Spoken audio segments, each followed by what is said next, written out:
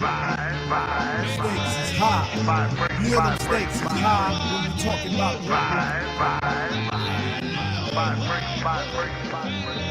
the instamatic focal point bringing damage to your burrow. Some brothers from the east with the beats that be thorough. Got the solar gravitation. The African race, the original man and woman of the earth, and the founders of civilization. I pledge to continue the struggle, which will help to bring my beloved brothers and sisters to total freedom. I pledge to study and discipline myself, mentally, physically, and spiritually, so that I may grow into a soldier for justice. Because my people need strong and intelligent warriors.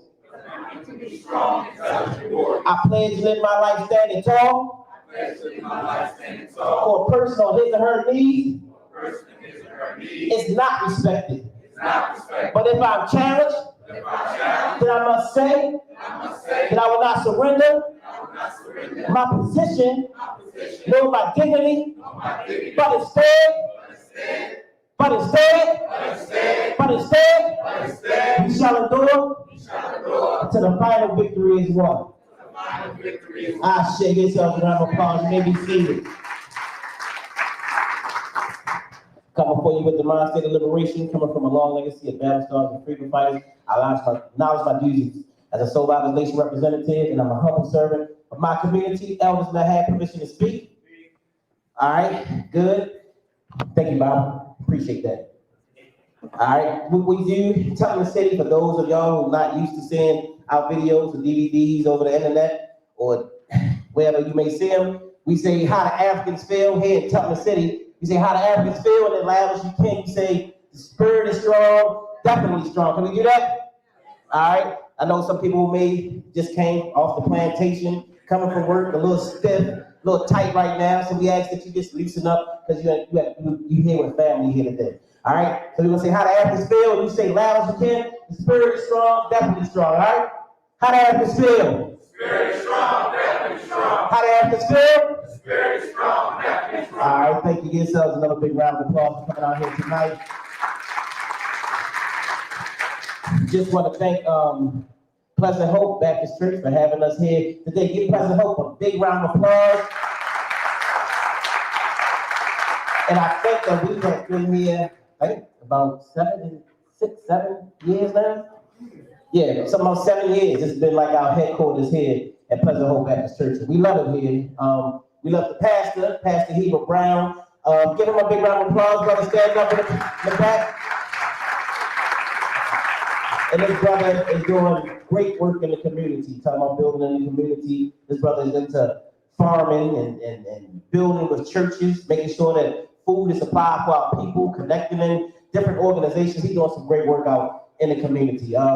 Matter of fact, let's bring this brother up for just to give us a few kind words, brother. Pastor Brown, give him a big round of applause, family. Great brother in our community.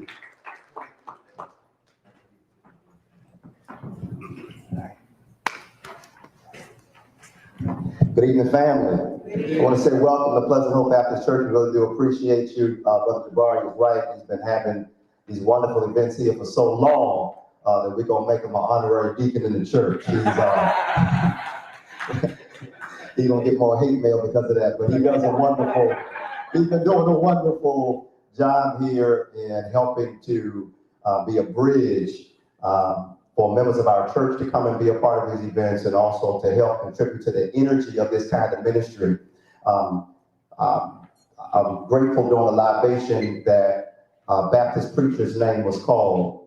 Some of y'all know who that Baptist preacher was, our great ancestor Nat Turner, and so many others who were in the church, who led revolutionary ministries like Albert Cleave, the Shrine of the Black Madonna, and so many others. I raise their names on purpose because oftentimes when criticism is leveled at the church, people are lumped together as if all of us are TD Jakes.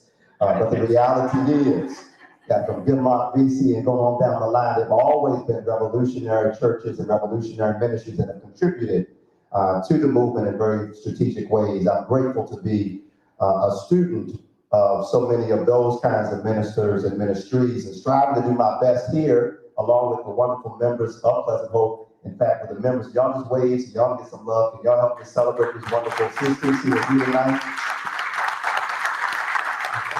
Especially Sister Thelma, who is our facilities manager, and every event she's working with Jabari.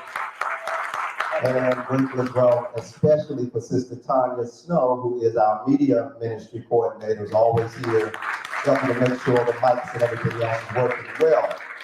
We are grateful, and I'll shut down on this, but we are grateful to be a part of many exciting arms of ministry. And while some of you, many of you, most of you may not be members of churches, you got family who is. You got grandmamas and them who are connected to churches. And I want to put this church on your radar, so even if this don't work for you, it might work for somebody in your family. At this church, we are grateful to be demonstrating Black food sovereignty by growing our own food right out that window right there. Amen. And in doing so, we've been growing now for 8 years because we believe here that whoever controls the food controls the people. And so we want to demonstrate what it was for us to take whatever land you have and grow food. Not only do we grow food, but God has blessed us and blessed me to help organize other churches, as Brother Jabari alluded to, with the Black Church Food Security Network. How many of you know that the largest landowner in Black America, institution-wise, is the Black Church? The largest landowner is the Black Church. So when you talk about leading us into a revolutionary future, we need some land somewhere. I travel the country and meet with bishops and pastors who own 300 acres, 400 acres of land, and now work with farmers in North Carolina and Virginia who have 500, 600, 700, 800 acres of land, who need markets for their produce. Our family is here, and they've seen some of that ministry. We buy from Black farmers down south and sell their produce in that room right there. And we're going to expand that model so that Black farmers have somewhere to sell their produce. And also we have somewhere to get healthy food. And so we're creating our own system, our own food system in the bosom of Black churches. Black churches have been here for 400 some years. As long as we've been here, church has been here. And when we all transition, churches will be here as well. It is the institution that I believe will help carry us forward. Finally, we have an African-centered school called Marita's Cross Freedom School, where we give our children an opportunity to know themselves deeply beyond Dr. King and Rosa Parks in 28 days in February. So every day the public school system is closed, this church is open to children in this community, where we have an African-centered education. And so this is some of the things so that you have something to take back to grandmama and them and say, if you're going to go to church, there's a church over there off of York Road in Belvedere to consider. And even as you are exploring ways that you can support and further positive aims in our community, just keep Pleasant Hope Baptist Church in mind as well. Thank you so much. I'm so looking forward to this presentation from Professor Smalls. I want to thank you, sir. And I'm grateful you give me a standard, and so many of us from that Baptist church in South Carolina, and to see how you're leading things forward, you are an inspiration. I appreciate you. I apologize if I have to leave out to go visit with a member in the hospital. But I want to give as much time as I can to receive. I'll stay around and get at least a piece of that. I need that too. So I really love this brother. It's been years, over 20 years I've been knowing this brother. He's been one of my teachers. I'm proud to say that he's one of my teachers. Brother Smalls, Dr. Bernshongo, Ashra Kwesi, like these guys are like key in my life. Like I can call them anytime on the phone. Brother Smalls, look, Dr. Ben, you know, I didn't have as much access as Brother Smalls did to Dr. Ben, but, you know, they were the students of Dr. Ben, and I had direct access to them, you know. But I could call Dr. Ben from time to time. But, yeah, Dr. Khalid Abdul Muhammad, like, I'm the reason why I do what I do is because of those brothers, and I got to meet and walk directly with these brothers. You know, Steve Coakley, you know what I mean? You know, just different things. I was telling different stories about a lot of those different brothers and sisters. Dr. Patricia Newton, who hopefully she'll probably be coming here today. So love this brother. He's always there whenever I need him. Not gonna take any more time. We're gonna get to this topic that's very important in our community. That's why we got so many couples here today. But let's bring up our brother, Professor James Smalls. Give him a big round of applause.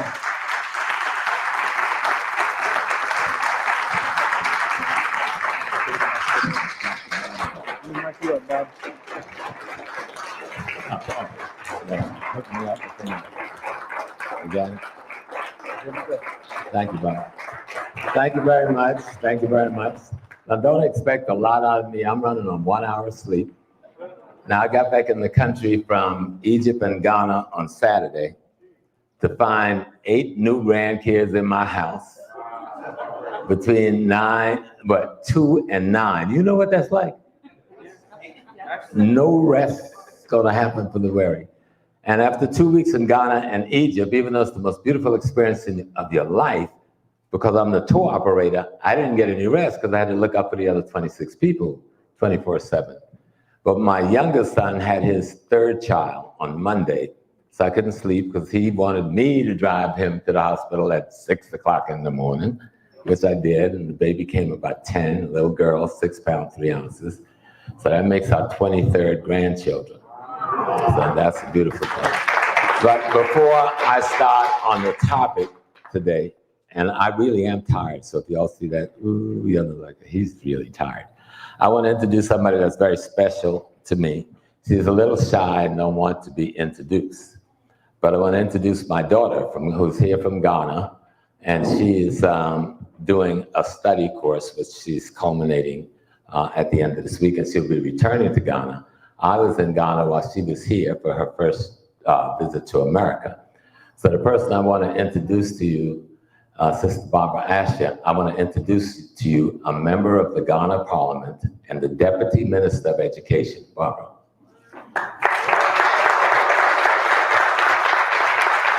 Just, I know you want to speak, just give greetings to the people. Thank you very much. Good evening to you all. I'm happy to be here. In fact, I didn't know what I was coming to do here. She didn't know I was going to be here. Exactly. My friend tricked her. A friend, and I was wondering what we're going to do in the church. You see, because since I was a little girl, Prof has been talking against Christianity and what's going on? So I'm happy to see him. I met Professor Small when I was a little girl. I was a teenager working for Panafis, working as a tour guide. You were a Wesley girl. I was a little girl from Wesley Girls High School. But Prof has tried very hard to get me converted, but we agreed to disagree. Because I am an African Ghanaian, and I didn't really understand so many things, and so I came visit recently. It was my first time in the US, because I just said, why are we always talking about racism? Because I thought it was gone, you see, and we needed to move on. But I didn't understand until I got here the impact of racism and how Black people are suffering. But I want to encourage all of us to be hopeful. Ghana is doing very well. The President, His Excellency Nana Dankwa Akufo-Addo, has created a whole section for those in the diaspora so that we can create a very good relationship and rapport. So we know that we are family. We are family, and I would encourage all of you to visit Ghana because there are a lot of things we could do together. Young people are missing out. Young people, I wish that we could organize a lot of such seminars back home because we are not interested in our culture. A lot of young people are not really interested. So I think I'm even doing better because, but for the fact that I'm a Christian, I still believe in my cultural values. I forgive you that. Yes, you did well. Yeah, I still believe in my cultural values because I believe that that is what makes me unique. I'm not shy. I know I'm, quite reserved, but I know what I'm doing. You see, and we have a lot of Africans, Ghanaians, who I believe that must be encouraged because it's a culture that gives us identity. And anytime I have the opportunity to travel, people really appreciate, my personality. So I don't understand why we are not even proud of who we are as Ghanaians. It means we don't even know what we have. A lot of young, beautiful people don't know what they have. It's but I think our time will get to change. So I'm looking forward to seeing you in Ghana. Ghana is a very beautiful place. And yeah, you have to come to Ghana, yes. Beautiful culture, beautiful people, very hospitable.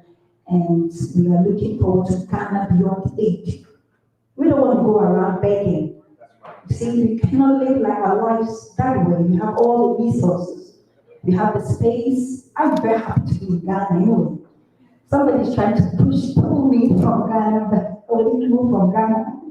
It's a beautiful place. We have the resources, we have gold, we have diamond, education, and everything, and we're still stuck, you see, and we're still, confronted with high rates of poverty and, other things that are not too healthy for us. But we are happy this government wants us to move Ghana beyond aid, where we can manage our own resources, because we have what it takes to be successful. So thank you very much, family, and it's really good to be here. Have a good evening. Thank you.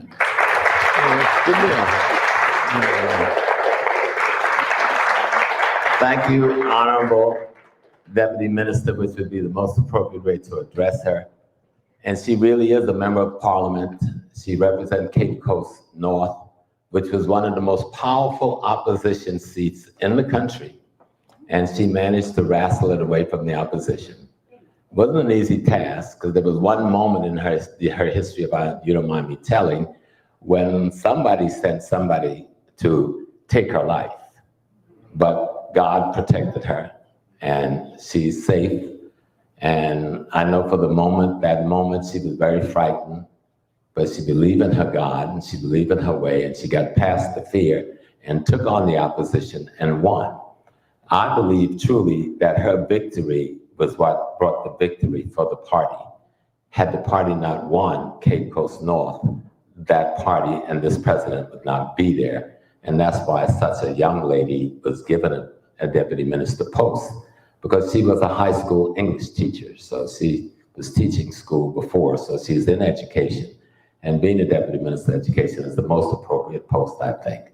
I was begging for something else, what I wanted. But this is the most appropriate, and she served it very well, traveling all over the world, representing her government. And so I'm glad she's here, and that I got back in the country in time to see her before she went back home. As she's saying, the situation at home is no different from here when it comes to knowing who we are and respecting our culture and our history.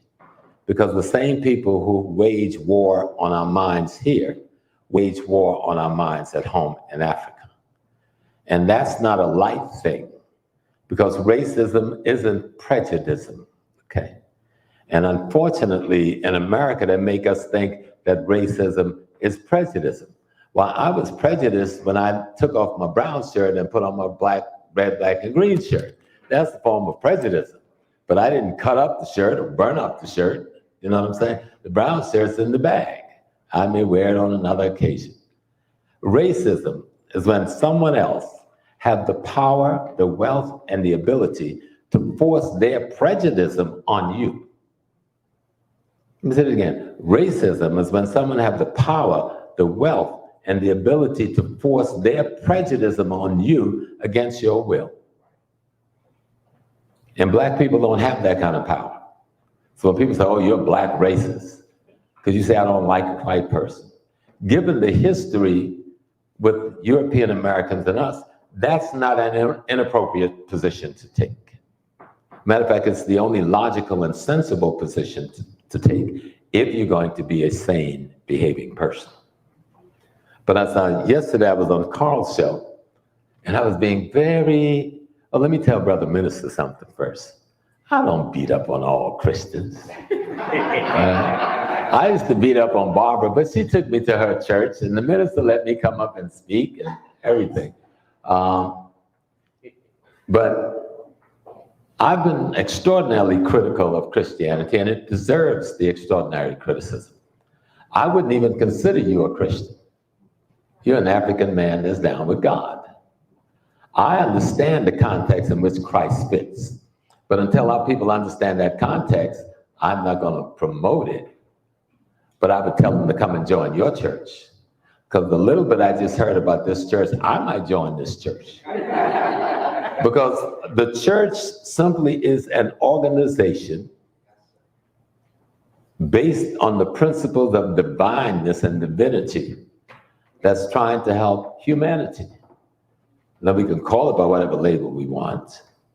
There is a theology and a histology that goes with the theology that tries to explain. You know the book you call the Bible? It ain't all bad. I know I beat it up so bad, y'all probably scared to hear me when I stand up talk about the Bible. But the Bible is an African document Europeanized. I just want to get this straight before I go any further and start talking about why y'all came in here holding hands today and stuff, right? But you got to know what the Bible is. If you go in and like, the Bible, and you don't even read the darn thing. I see people carry it all wrapped up in leather case and the pretty leather case, and some have them wrapped up in white, and they have one verse. That's their favorite verse. Now, I grew up in the Baptist church, and my grandfather was the minister. I read the Bible from cover to cover more than once before I was 18 years old. And that's when I realized I got to question this. But when you're young, you don't know why you're questioning something. You know something isn't right. Because if all of this goodness and all of this right purportedness is what we are celebrating every week, and our lives haven't changed, there's a disconnect here. Something ain't right. And so that's when it comes to the leadership of the church. This minister and the people who make up this congregation found God. Let me explain that. In every African language I've studied, for person, people, place, or thing, either the suffix or the prefix is their word for God. Do you understand the implication of that? The word for person, what is it? Person, people, place, or thing. The prefix or the suffix is their word for God. In short, what the African says, the divine encompasses everything. Matter of fact, in the Ewe language, they have a word, it's called Sogbelisa. And Sogbelisa means the totality of creation as divinity. The totality of creation as divinity. That's African culture. Now, when the Greeks and the Romans came in and first created what you now call the Eastern Orthodox Church, out of which was arise, about almost 1,000 years later, the Catholic Church, and out of which would arise 500 years later, the Protestant Church. And before the birth of the Catholic Church or the Protestant Church, you had what we know as the Ethiopian and the Sudanic Orthodox Church. So we were the first Christians, but we didn't call ourselves that then. That name would evolve as time goes on. It's important to study history because Dr. Noble says history gets rid of the mystery and allows you to realize your miracle. So if you don't know history, you're shrouded in mystery and you'll never realize your miracle. So the document called the Bible, because we live in this proximity with all of our family members, because when I go to South Carolina and my sister tell me I got to go to church, I can't tell Fruity I'm not going to church. Okay? I can say, oh, I didn't bring a suit with me. She made me put on her husband's suit jacket and a tie. And why do black people dress up to go to church? White people don't dress up to go to church. They go to church in t-shirts, sneakers, jeans. And I thought, like, how can you go to church like that? But see, black people have a different sense of God. And black people don't believe you can go before God any old way. That's what the dressing up is about. If you're going to go before God, you got to come with your best stuff. Because Christianity didn't define God for Africans. Africans defined God for Christianity. Now that the Europeans took it astray and then came and gave us their faulty model, we have to call that into question.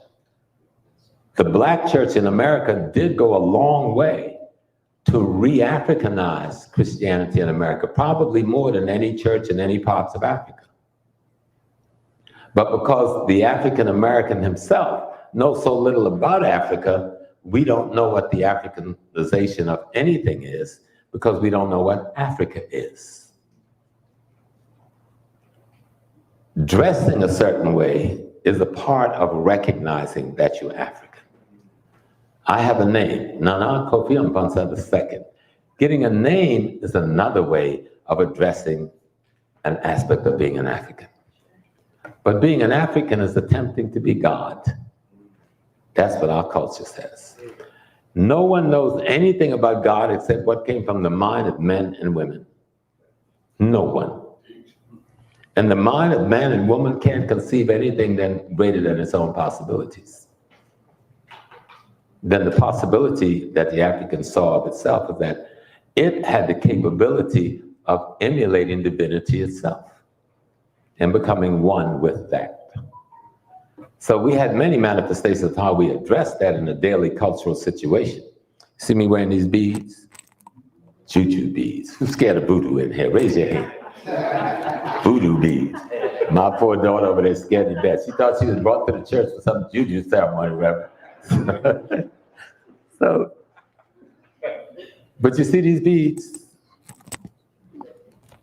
They're nothing but a philosophical representation of an idea, concept, and principle. And we created these beads and the multicolors to represent those concept, ideas, and principle because someone told us we couldn't use our language to represent them. And we couldn't use our dress to represent it. And we couldn't use our music to represent it. And we couldn't use our dance to represent it. So we had to figure out how do we hide this wisdom for the next generation? And so we came up with an elaborate code system in beads throughout the Western Hemisphere. And you say, oh, we didn't do it in America. What do you think they're doing in Louisiana when they're throwing them beads around? It's these same beads, except they're profaned it in New Orleans. But this is what they're throwing around doing Mardi Gras. Okay? So history, if you don't know your history, you're shrouded in mystery. And if you're in mystery, you're not going to realize your miracle because you can't see it. The miracle is you realizing that you're divine.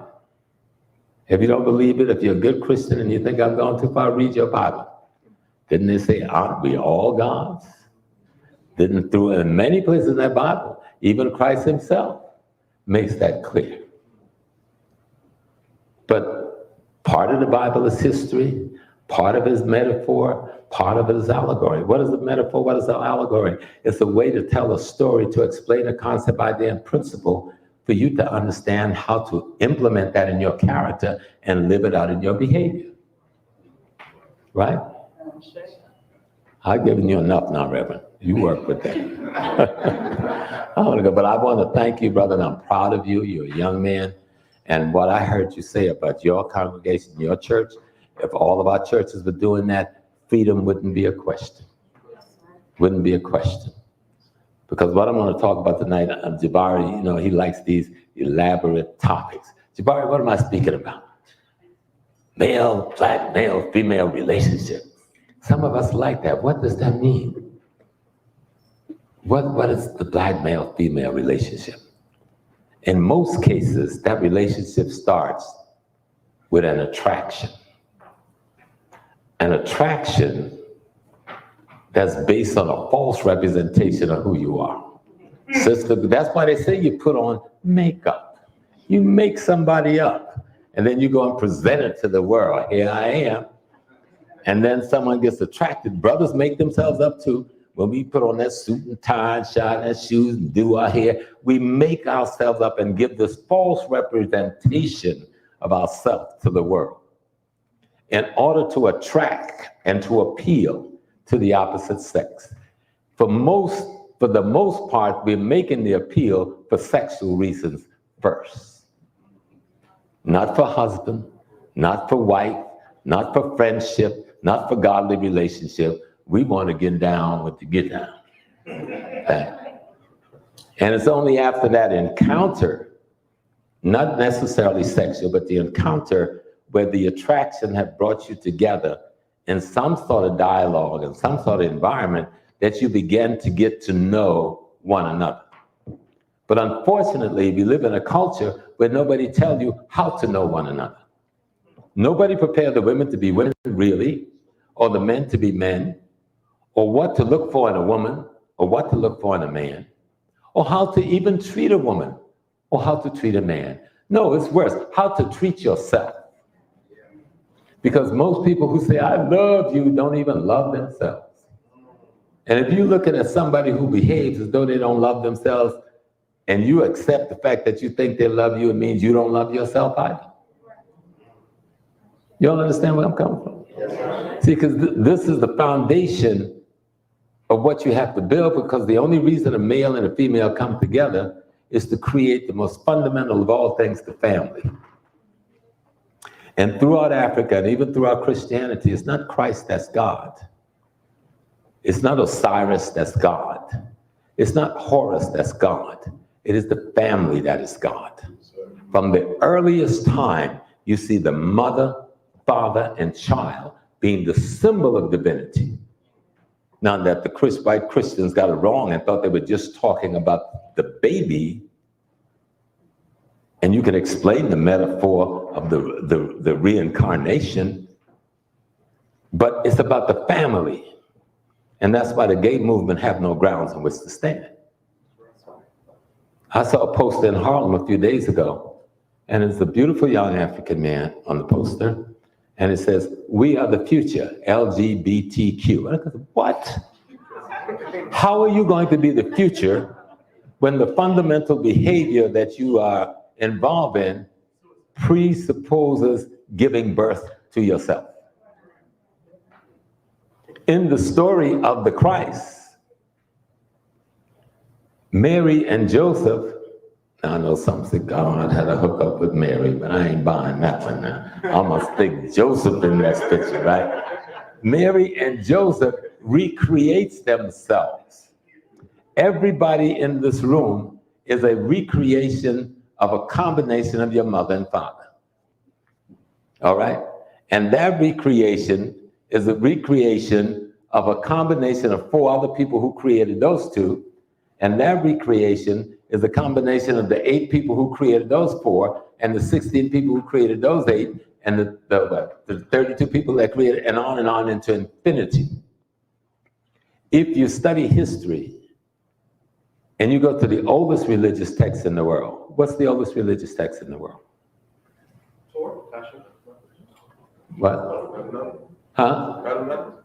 No, that's a language. No, that came second. And you're a craft man, you're supposed to know that. It is the pyramid text. The pyramid text is written on the wall of the Pyramid of Unas. And here's how it opens itself. God says, I create myself out of myself. I cause existence to exist so that existing might exist.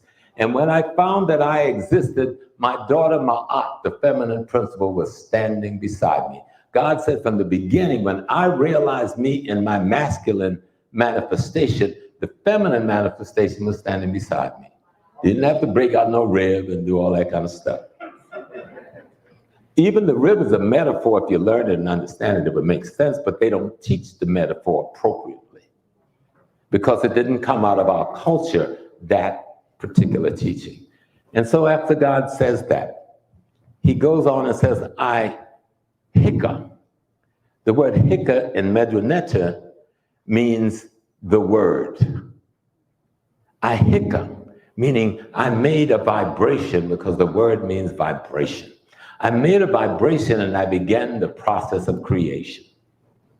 And then he goes on further and says, so notwithstanding that when we write our Bible, we said in the beginning was the word.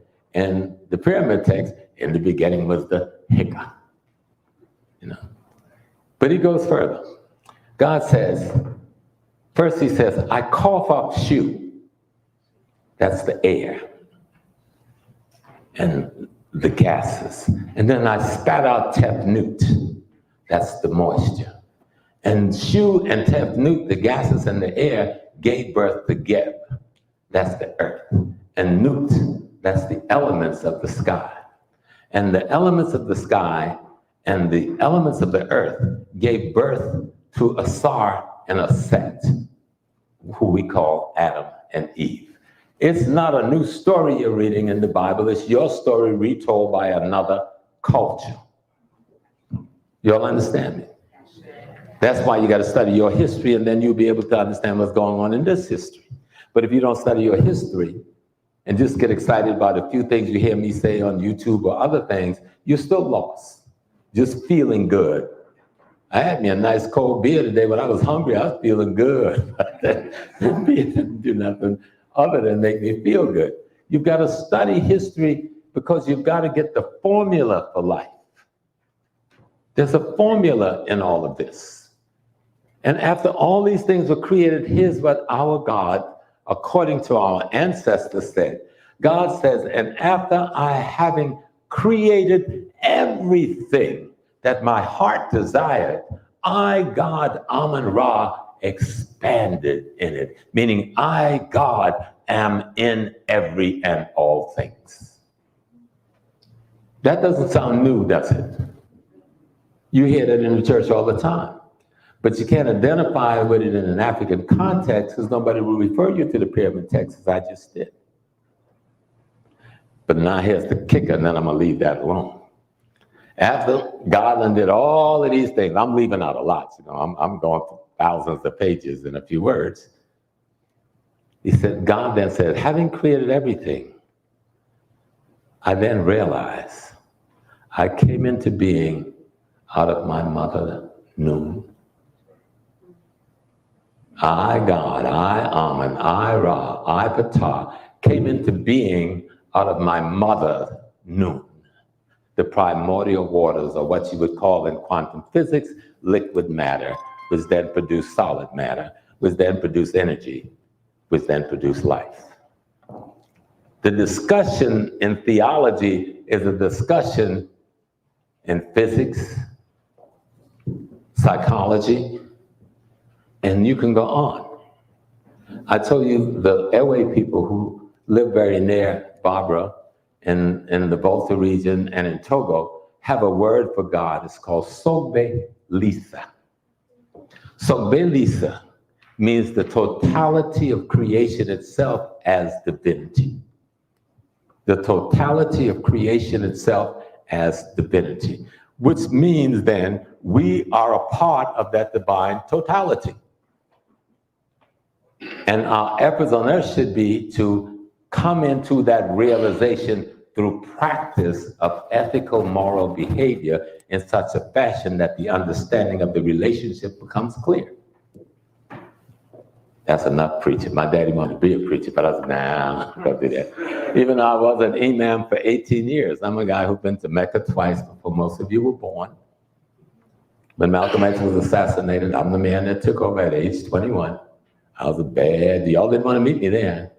I was a little crazy like everybody else in that time set. But these literatures that we use to try to give guidance to ourselves should be instructing us in this thing we call male-female relationship. What is that relationship? From the beginning of time, everything that had to do with God was symbolized by some relationship between the male and female and symbolized by a child. The oldest symbol of that is our Set holding Heru. And you'll see that mother and child in every civilization in the world. And the story has it that that mother and child have a relationship with some male, whether the male is posited to be God itself, or whether it's the husband like Asar, but Asar was both the husband and God itself. Or you can come to the Americas. How many people ever heard of the Popol Vuh? Y'all ain't studying history, black folks. The Popol Vuh is a Peruvian holy book. The Catholic Church, when they raided Peru, stole the libraries of Peru, and what they didn't take to the Vatican, they burnt. But one of the documents they did not burn, and it resurfaced years later when Fidel Castro published it in Tricontinental in Cuba, was the Popol Vuh. And in the Popol Vuh, a young lady is picking berries one day in the woods, and she pricks her finger on a calabash. And as she writhed in her pain, an angel from God came down to her and told her that she was going to give birth to the essence of God. Well, the child was frightened to death. She didn't know what to think. So she goes home and tells her grandmother. But Granny thought, you've been out there in the bush messing with some boy. So the angel came to the grandmother. This is the Papa Vu, now this ain't the Bible, right? This is the book written before the Bible, in the Americas. In the Papa Vu, the angel come and told the grandmother, this child will be bringing forth from her womb the essence of God. And the evil king, not Herod, another evil king, gives word that this God spirit is going to be born into the world and begin to look for the child, the girl, to kill her before she could bring birth to the child. But he couldn't find her, and she gave birth to twins, 2 twin boys. So he sent out to kill the 2 boys. And the grandmother took the boys according to instruction from an angel and put them in a basket and put them in a river. Isn't that an interesting story? This is Peru now, the Papa Vu. And then the baby was found by a princess and raised both of them into adulthood. And as Christ says, I must now go out and do my Father's work, they said a similar thing when they got to be teenagers. And they went forth in the world fighting evil in all corners of the earth. And they wiped evil out in all corners of the earth until they got to the center. That's where the devil lived. And so now they had to face this enormous negativity. So God said, only one of you can go. So you have to make the decision which one's going to die so the other one can go. So both decide they would rather die so that the brother can go, and God made them one. And they went on and destroyed evil and became the light of the world. Does that story sound familiar, people? I'm saying all of that because if you understand, the laws of nature is the same everywhere on the planet Earth. The same sun that rose on China rose on New York and Baltimore. The same moon that rises over Los Angeles also travels over Kansas and Texas. In Africa, when we look at our tradition and our culture through African eyes, my baby be looking through them Christians' eyes, but I'm working on her. She's the Deputy Minister of Education and a Member of Parliament. That meant she's been through some extraordinary transformation. This young lady who was an extraordinary student, Wesley Girls is the top high school in the country of Ghana. She had a modeling agency. You have never seen a woman walk the runway until you see Barbara walk the runway, right? See, the Dash models were the creme de la creme of Ghana. And whenever we did a Panafest was nothing unless Barbara Asher and her Dash models were there to represent. But she didn't let that take her off a course. Because she asked me, Uncle James, when you gonna take me to America? When you decide you never want to leave Ghana. And so God decided that she was gonna leave her nation. You could travel all over the world, anywhere you want in the world, but go back home and take care of your family. Take care of your nation. So that's why I'm extraordinarily proud of this young lady. Like I said, they even tried to take this child's life. But there she sit. You know, a young lady. Are you the youngest member of Parliament? But you're close to. You're getting kind of old, you know. But she know what I mean. I mean, we cool. We're close. We cool, close. When we're talking about relationship, what we are talking about is understanding the very purpose for your life existence itself.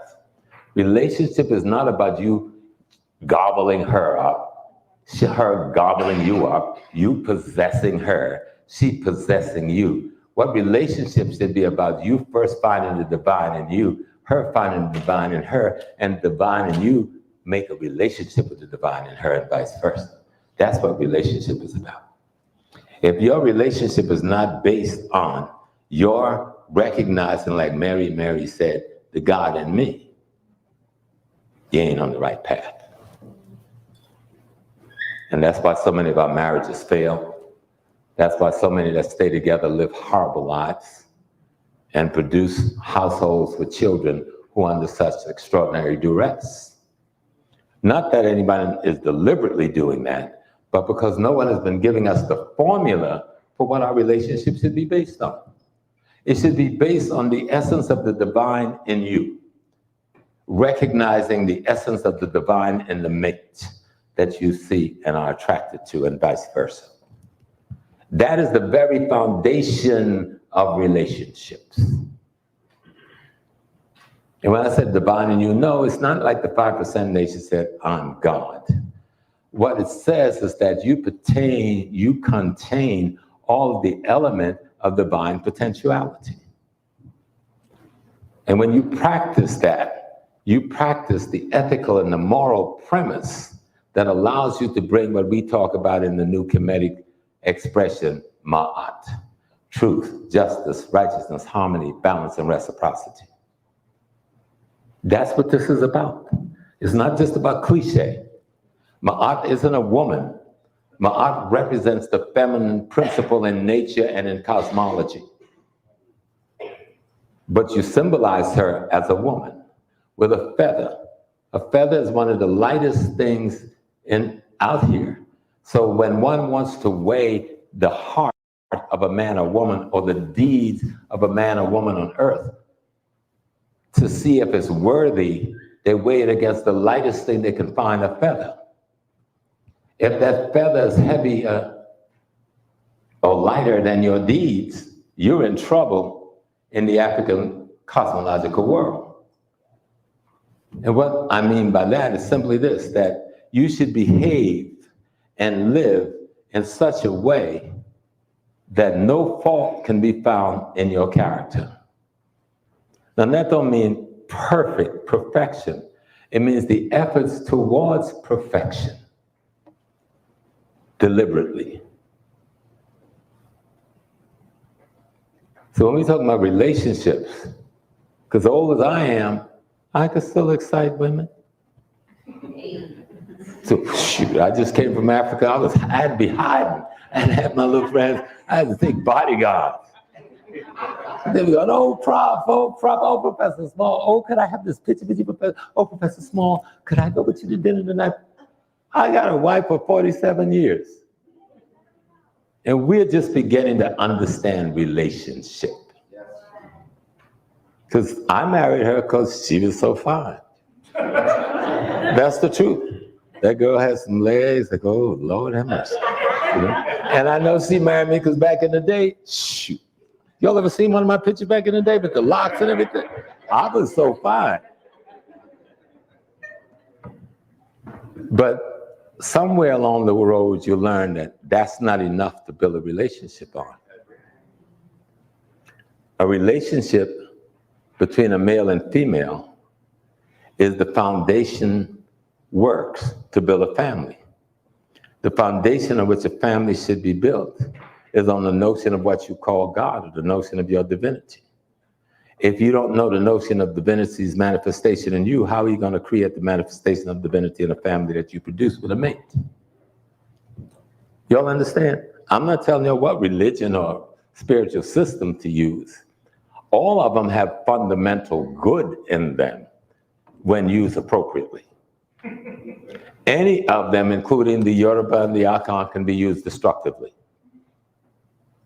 So what you've got to begin to understand is, what is purpose? What is your purpose? What is your purpose as an individual? In our tradition, the Yoruba tradition in which I'm a priest, we said we come with a certain destiny that we discussed with God before we left heaven to come down here to earth. And we work that destiny out with God. And when we come to earth, we must fulfill that destiny agreement. Otherwise, your life's going to be troublesome. But we said in the course of coming into the world and growing into adulthood, you lose focus of what that mission is. And this is where religion is supposed to come in. It's supposed to refocus you on the mission. That is your destiny on earth. But unfortunately, religions from Africa, be it traditional Yoruba to Christianity, has been focused on Instead of helping you get focused on your destiny, they got you focused on raising money. So one man and his family can live well while his parishioners suffer. But I'm not going to blame the ministers for that. Every one of us got the same responsibility that minister got. He isn't doing nothing all of us shouldn't be doing. He have no special dispensation to save you. No more than you have a dispensation to save him or yourself. But how do you arrive at that? And the way you arrive at this is the beginning to study your history. And the first history you need to study is the history of your mom and your daddy, and the history of your grandparents. Then the history of the black people in the area of America or any part of the world that you grew up in, be your ethnic group or your tribal group or your clan group. And then the general history of that environment and how it affects you and how you react to that effect and responded to that effect. And the results that comes thereof, and that's what's called history. Then the greater history of the African world, which is the most extraordinary history.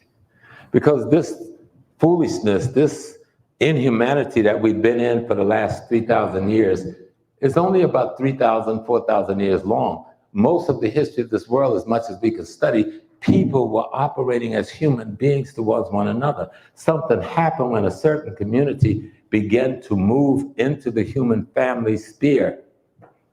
And that community did not have the genetic capacity to hold spirit.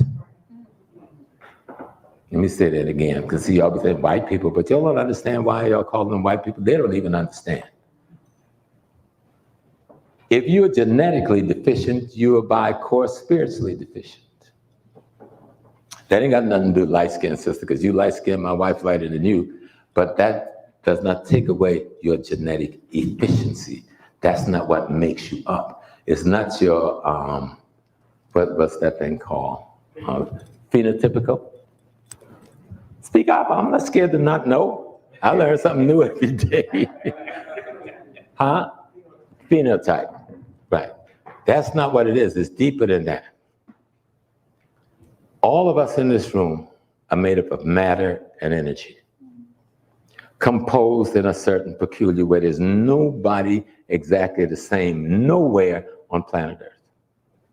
Each one of these arrangements that are called a human being is as peculiar as anything else in nature. But each of these arrangements that you are is only a part of a bigger arrangement, which is divinity itself. You understand it? Okay. And so when we talk about African culture, that's what we were trying to explain to ourselves. We weren't worshiping nothing. People say, oh, there's a story. This white man, they come, I was in Togo, and this man told me the story back in '82. He said, these white men came to Togo, and they wanted to build a church. And they built the church on top of the voodoo shrine. Now, if they say voodoo's all wrong and they hate voodoo, why are you gonna build your Catholic church on top of the voodoo shrine?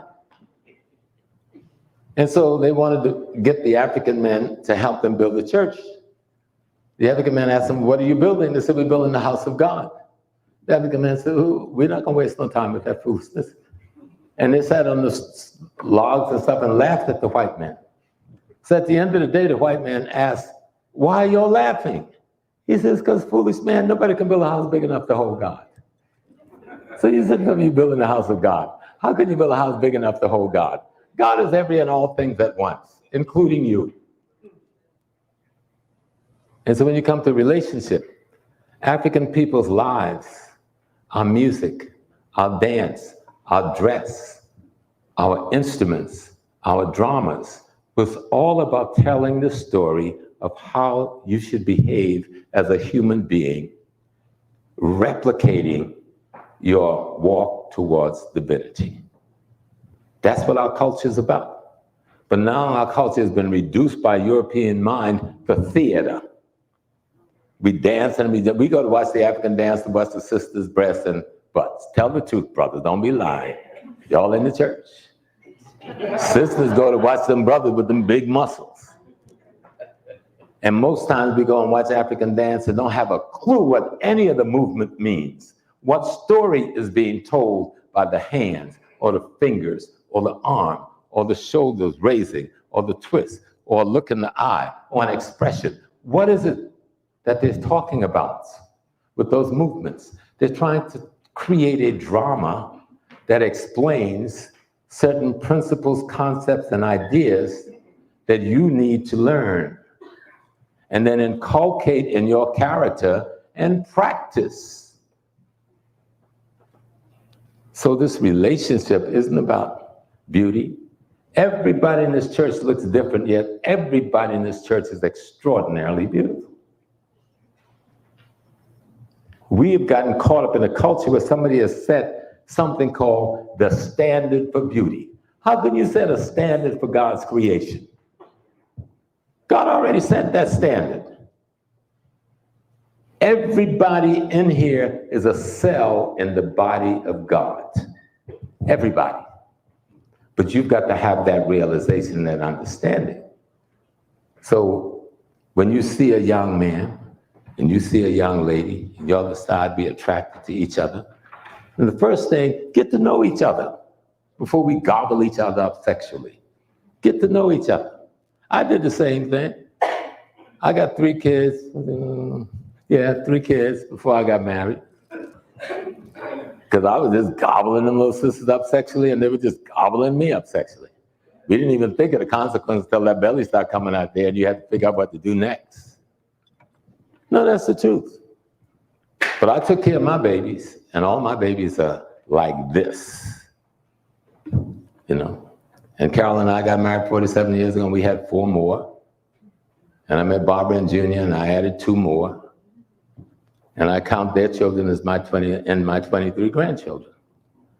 Because this thing is about how we begin to learn to be African again. Somebody said, well, I want to be free. And I was asking, you want to be free to do what? Most people want to be free to be white men and white women. And there's no way an African can be free to be a white man or a white woman. That's not freedom. You can have all the money in the world. You can have the big cars, the big homes. You can have opportunity. I'm talking to you right now, right? I'm poor. I came down here this morning, Reverend. I had $17 in my pocket. But Jabari said he wanted me to come down here. I just got back from Africa. I had to pay the mortgage. I had to pay the car note. I was in Africa for 2 weeks. I spent about $2,000 more than I was supposed to spend. And so I came home broke because I had to help people who ran short and pay for things we didn't know had to be paid for, and all of the things that come up when you do those sort of things. So I got on a plane this morning. I was at the airport, and I had the ticket for the wrong day. And I said, well, what am I going to do? If I can't fly today, I can't even get my car to the parking lot to go back home. It was like looking rough there for a minute. So I'm trying to sit there calculating, well, what am I going to do? I'm going to call this sister. She's going to pick me up. She'll drive me home. Then I'll just take a bus down to D.C., and then I'll come back on Sunday and take my car off, because by then I would have sold a few tapes, and I'd make enough money to get my car at the garage. That's how I was thinking. My mind was never on, I'm not going to Baltimore, because I promised Brother Jabari I'm going to be in Baltimore. And I came to Baltimore.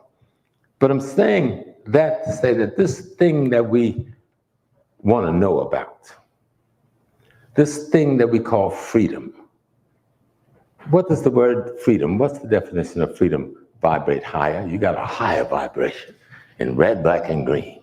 Freedom to me means to be mentally free, spiritually free. Wrong answer. I'm wrong? It's a good answer. It's just that it's the wrong answer. It's a simple answer. It means liberated mind. 2 Greek words. You got to look at the etymology of words, right? Because it means something. It means liberated mind.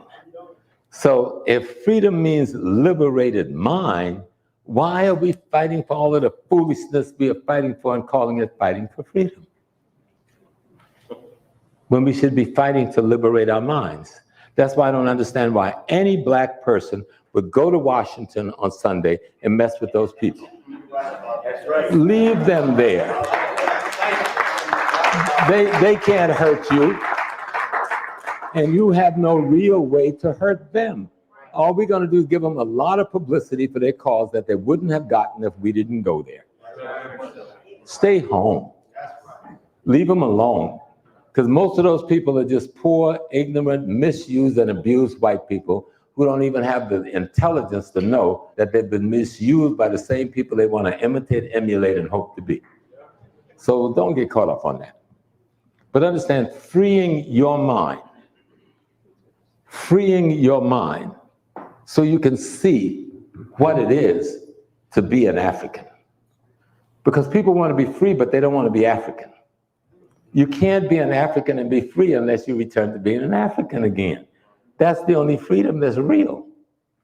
If I'm a lion and you capture me and you take away all my claws, you take out all my teeth, you cut off my mane and put me in a cage, then you take me out of the cage and put me in a fenced-in yard and tell me I'm free. I'm not free unless you can restore my teeth, restore my claws, grow my mane, and let me out of that fenced-in space.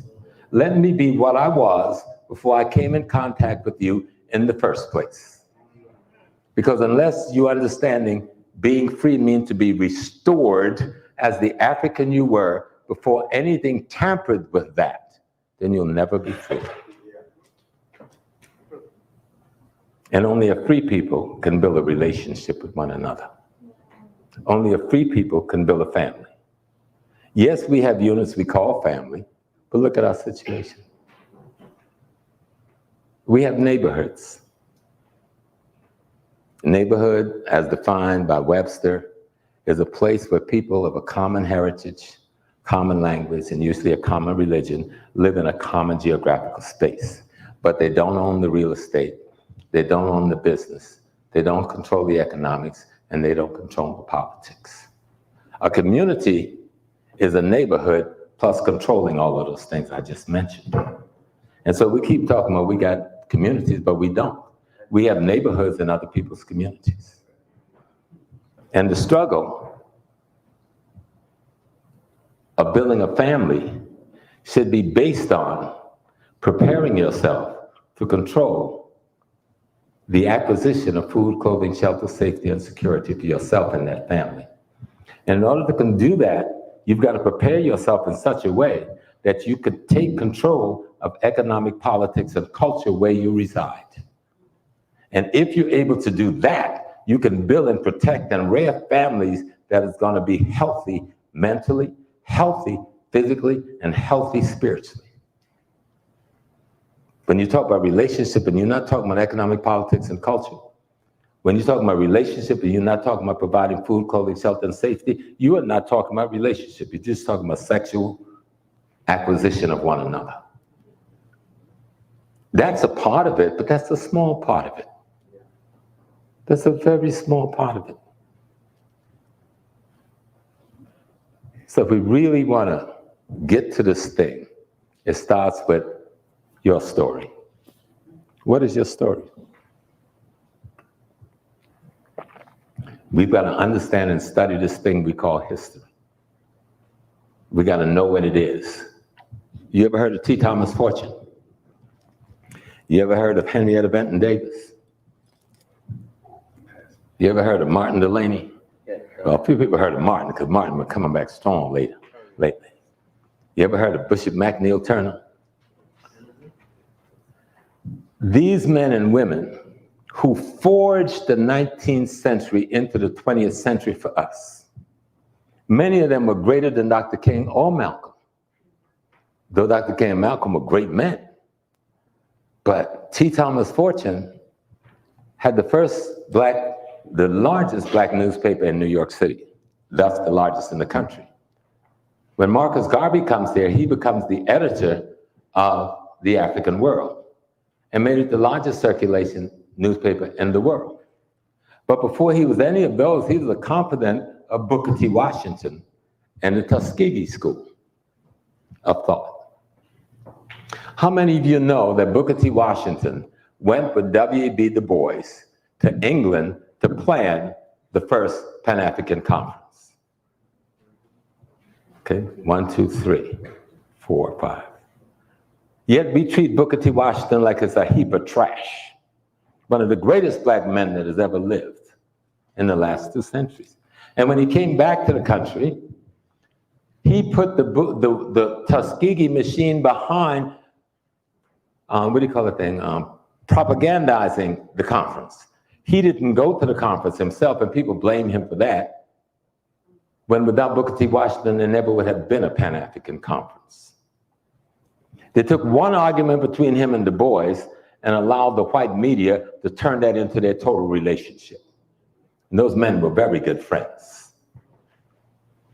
That same T. Thomas Fortune founded an organization long before Malcolm X in 1892 called the Afro-American League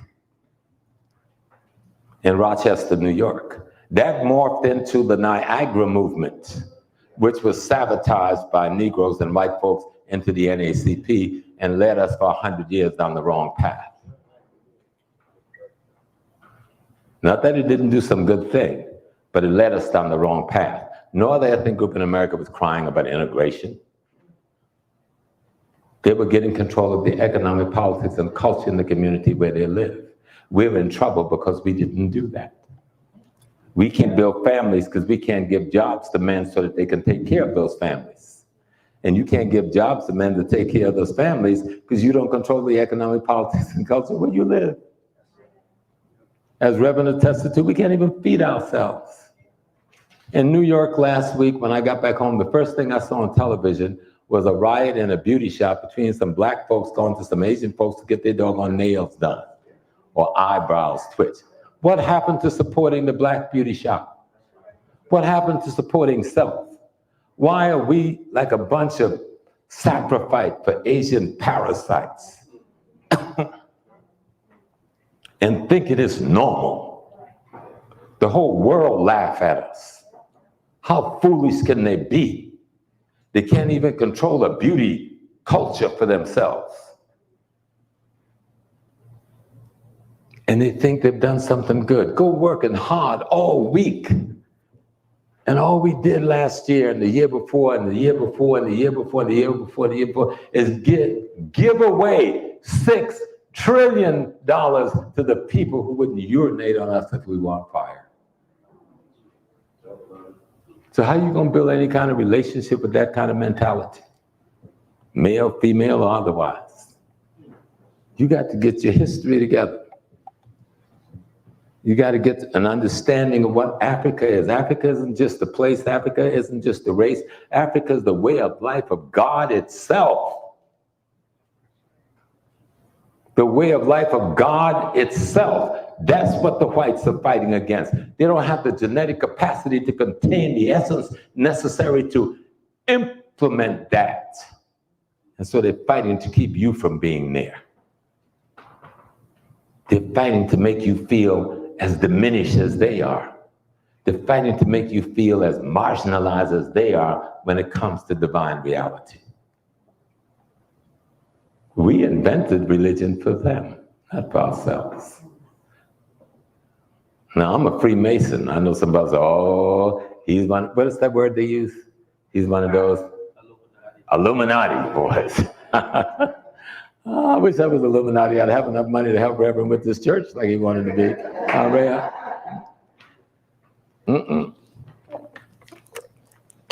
Freemasonry is simply about trying to disseminate knowledge. They call it raising a person from the dead level to a living perpendicular on a square. It means bringing you from being ignorant to being enlightened. And using that knowledge of enlightenment to construct relationships between a man and a woman so that they can fashion a family and then create communities, neighborhoods and communities that can become nations, that can feed themselves, clothe themselves, house themselves, and protect themselves. That's what we're really talking about. And the formula isn't that complicated. But it has to start with your learning how to love yourself enough, not to give some Arab from Yemen who's telling you salam alaikum and selling you pork and alcohol all of your money. And we go up in there just as bold as can be. Salam alaikum, kif halik. You ain't supposed to eat no pork when you're Muslim.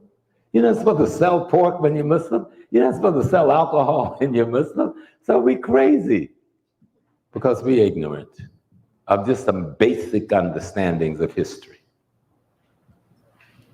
And we've got to learn the history. You all live here in Baltimore, many of you. This is one of the most dynamic black community in the history of North America. And most of us don't even know the history of this place. Learn your history. When you wake up your mind, you know, in the Quran, when I was an imam, we used to always have this term. We said, Allah is as close to you as your jugular vein, right? What that means is God is in you, right? And so when you learn your history, it is God that begins to teach you. Reverend know how I feel, because I know you've crossed that. I saw you up here. You've crossed that threshold where you are learning things and it ain't coming from no man. You've been there, aren't you? You're there. You wake up God in you and God becomes your instructor. But you can't wake up God in you with fantasy. You can't wake up God in you with falsehood. You can't wake up God in you with lies. You can't wake up God in you with misconception. You can't wake up God with you with profanity. You can only, but you know, the people, I love Tupac. I talked to Tupac the day before he died. I knew Tupac's mama. Tupac's mama, Afeni, and her husband, Lumumba Shakur, got married in the same bedroom I got married in. Malcolm X's sister. So we were more than just close. But he had become, I don't care how beautiful his poetry was, he was a profane, lost young man. And the Jews marketed him well, like they did all the others. Took that beautiful life of being able to do poetry. And then they take, now let me just come back a little bit. They took your poetry because they didn't want, your poetry was so darn good. They didn't want to have to compete with it, so they don't call your poetry on the world stage poetry. They call it rapping. Everybody else got poems, prose, but not yours, because yours was too extraordinary. So they couldn't let it compete with theirs or the Asians, so they call it rapping. But you didn't understand what was happening, so you went rapping. And you were took right out of civilization in terms of your presentation. Y'all understand that? I didn't just beat number Tupac because I love Tupac. And the day, 2 days before he died, when he was in Vegas, that he called the house because he was trying to see one of my daughters, which I did not like at all. Because my daughter didn't pay no attention like most daughters don't. But then he asked to speak to me because he needed to talk about something. So I asked him, young man, I need to talk to you. So when are you coming back to New York? He says, I'm gonna be there next week. When we finish this fight thing in Vegas, I'm going back to LA for something, then I'm coming to New York because I need to talk to you. I said, what do you need to talk about? He said, me and Biggie. He said, this thing they're saying about me and Biggie ain't true. We ain't at war with each other. He said, that's the press. And me and Biggie, we friends. So I said, and what's this all about? He said, Biggie and I are trying to take over distribution of rap music. I said, boy, they're gonna kill you. I said, do you understand you're going up against the Italian mafia and the Jewish mafia? He said, yes, we understand. He said, and I said, well, the two of y'all can't do this. He said, no, we're not alone. He said, we organize other young rappers. We got other young rappers. We organize them to do this. Because you understand distribution is the biggest part of the music industry. That's where the money is. And that's also where the control is. And that's why the boy was killed.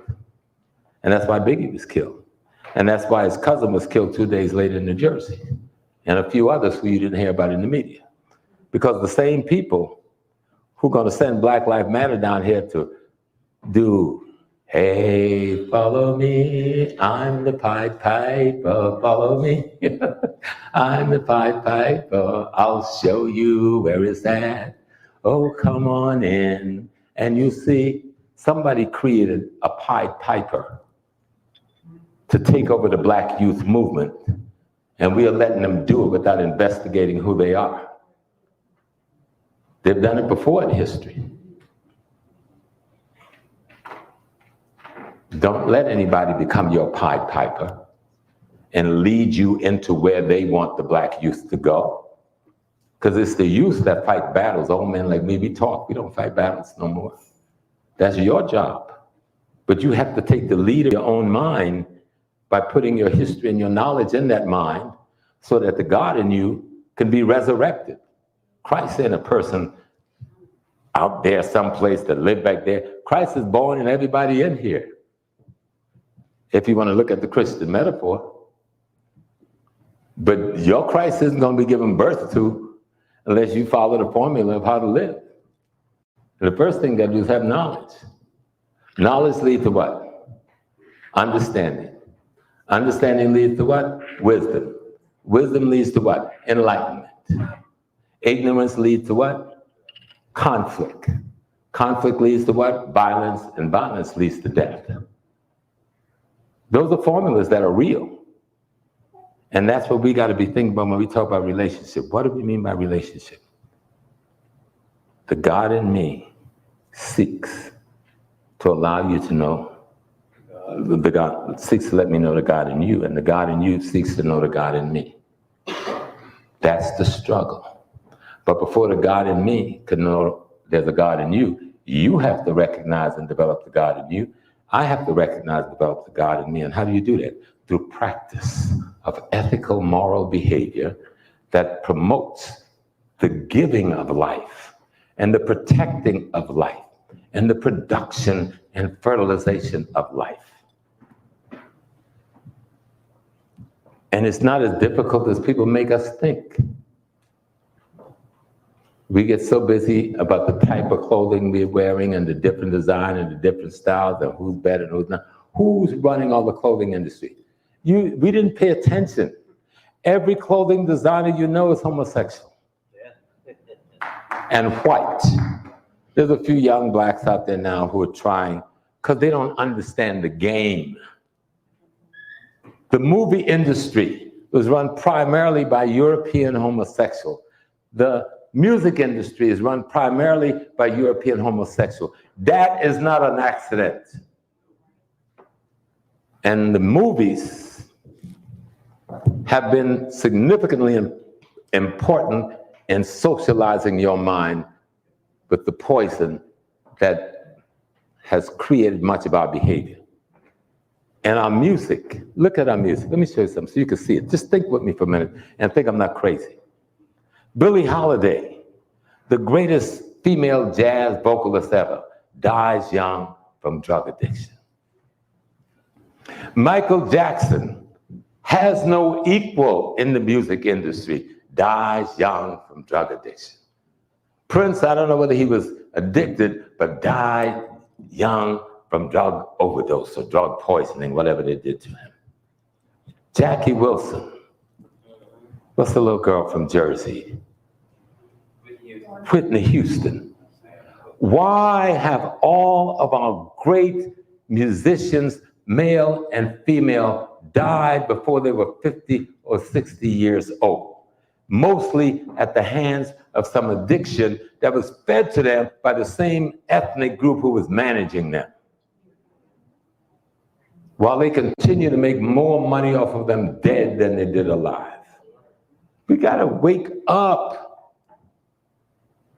We gotta wake up. And the best way to wake up is to learn the truth of history.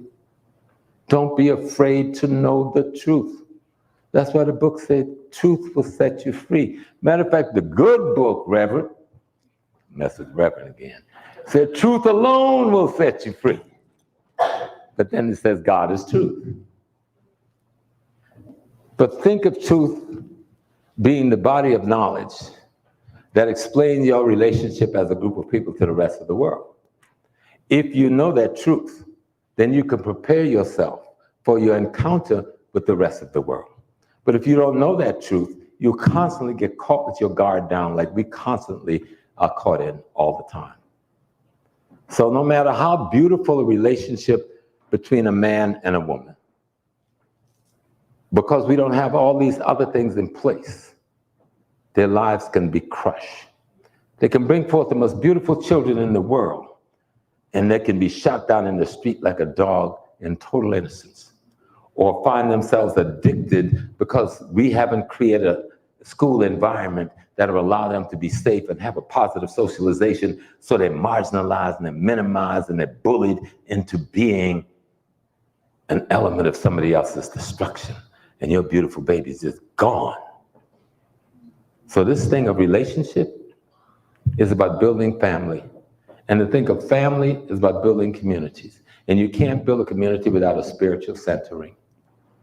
You can pick anyone you want, but without a spiritual centering, you're not going to build a community. And without a spiritually sound family, you're not going to build a community either. And without a positive relationship where the elements making up the relationship is searching to find divine divinity in themselves, you're not going to build a family. It's not a difficult formula. I've been saying the same thing over and over for an hour. It's not a difficult formula. And it's nothing magical. The magic is being willing to study and learn.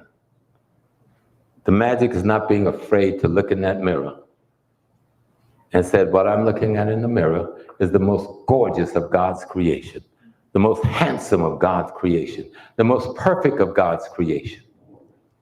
But there's somebody who created the socialization process that tells you you're ugly, or you're this, or you ain't this enough, or you aren't that enough. And then that governs how you present yourself, because that governs how you formulate yourself. Everybody in this room looks different. Who's supposed to say which one of these different looks is better than any other of the different looks that's in this room? Except creation itself, and creation don't say anything about that. All is divine. African culture is about divinity. Africa, that land mass, that's our motherland, is our Genesis place. But the planet Earth is our home. And I'm gonna end with this little dissertation on African Americans. We built this. I ain't about to give it to no crazy white man. Most African families, most African American families, and some of you heard me say it in the hallway, was here before most white families. When we built America, they were still in Europe. They didn't start coming over in large numbers till after the Civil War. That's when we get the Irish and the Jews and the Germans and the Chinese and etc. We had already built this. The wealth was already in place. We bled for this. We were raped for this. We were genocide for this. And you want to give it back? Talking about, I ain't no African American. Yes, you are. Better wake up and get a hold of your birthright. Matter of fact, what's that story in the Bible about the birthright thing? Esau, Isaac, and them. You need to study that story. It'll tell you something. This is your birthright. Africa, the continent, is our genetic ancestral home. America is our home. We built it, we earned it, we bled for it. We fought in every war the nation has ever had. Every war. We're the only people that have fought in every war from day one. But we didn't fight because we wanted to kill other people. We were fighting for freedom. We were probably the only one truly fighting for freedom. So this is yours. I love Ghana. Ghana is a nation on my mother continent. Ghana is my second home. My baby's there. And her beautiful mother, Victoria, is there. Victoria, my girlfriend. Victoria called me Uncle James. She's my little sister. All my friends are there. Nana and Ketsia, who's my big brother, who's one of the most brilliant men in the country.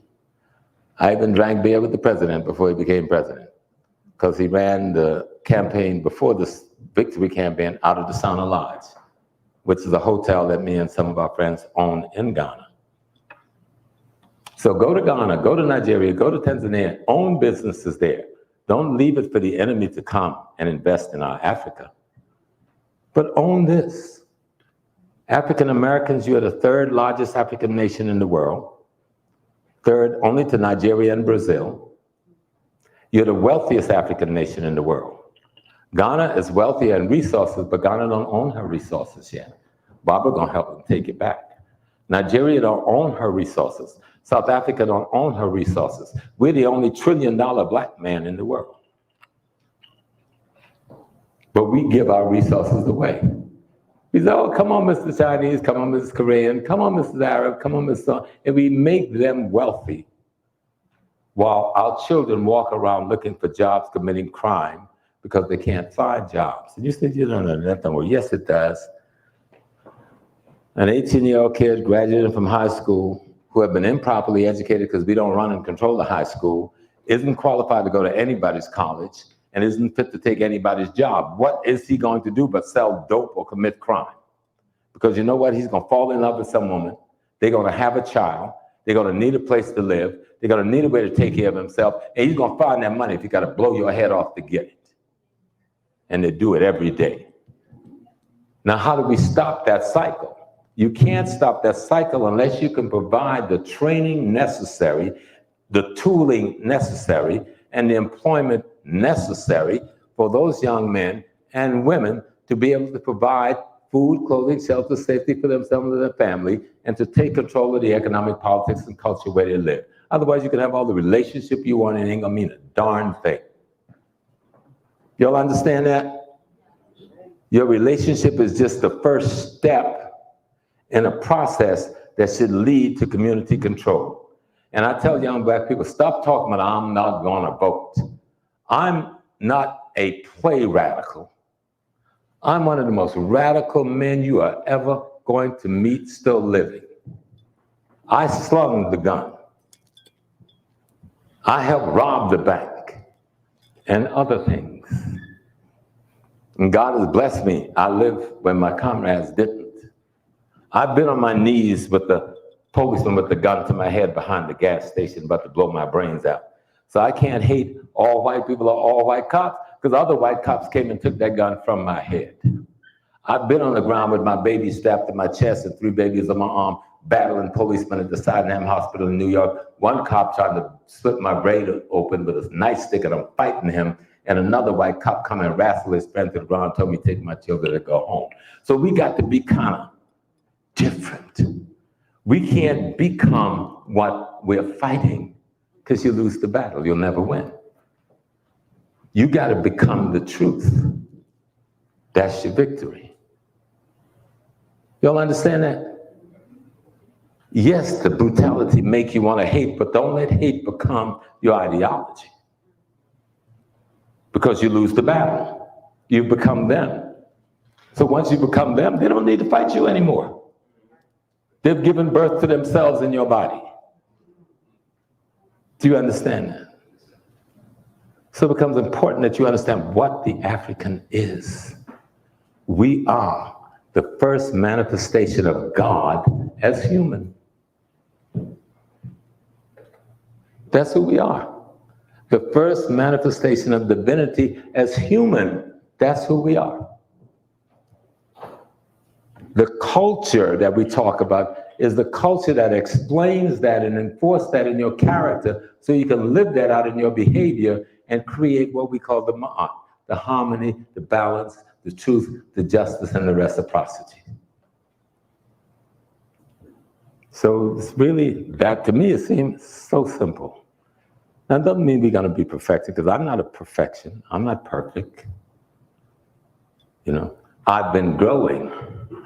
When I went with Bobby Jean, I just thought she was a cute little thing. That's my oldest daughter's mama.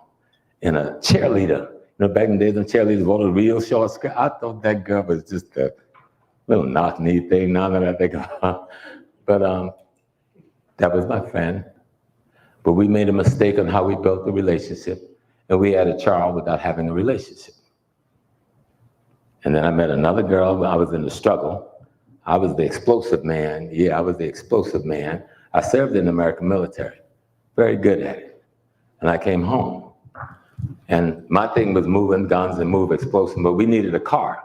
So that's how I got up with my second baby's mama, because the brother said, yo, bro, small, she like you, so you get the car. And I did what I had to do to get the car. And then I said, well, maybe I could have a relationship with the girl. And we tried, but we couldn't build a relationship because the foundation was all wrong. But we did have a baby. And my baby is the most beautiful thing. Her name is Anika. She's the sweetest young lady you ever want to meet. When I talk about my children are 50s and late 40s and 30s now, okay? They all have families of their own. But one thing I made sure of, every one of them have at least a master's degree. 3 of them have PhDs. Not that that make them anything. Every one had better and does service the Black community. Otherwise, I'd disown them. I would have nothing to do with that thing. Okay? And I mean it, but they know I mean it too. That's why they do what they do. I'm saying all this to say, none of us are perfect, but it's the struggle towards that perfection that is the perfect. Relationship is the most beautiful and necessary thing to happen between a male and a female, even between two brothers. I love this brother. Anywhere I come down here, he's there. But because I love him, I don't have to practice some false notion of sexual involvement with him to have a love for him, my brother. Where did that sickness come from? Where somebody start mistaking rectum for vagina, a sewage system for a reproduction organ. We got to start acting like we got some sense. Now, I'm not criminalizing my brothers and sisters who are caught up in that. I can love them without loving that and try to move them away from that with some understanding. So let's be clear so we understand what I'm saying. Because sometimes people think, I can't no more than I can condemn the alcoholic. So he drinks, so that ain't my brother no more, kill him. Or the one who's on drugs. My job is to figure out how to get them off the alcohol, how to get them off the drugs, and how to steer them to a life practice that produces life. That's our job. But the first job is find the God in you. If you find the God in you, you'll recognize God in anybody else who you see who have found the God in themselves. That's the key. That's African culture, people, in English. That's African culture. And I'm gonna end with this. I only have 2 elekes on tonight. I got a bunch of them because I'm a big time priest. I am. I'm really a big time priest. Even this thing says I'm a big time priest. Where is it at? In another tradition, I'm a big time priest.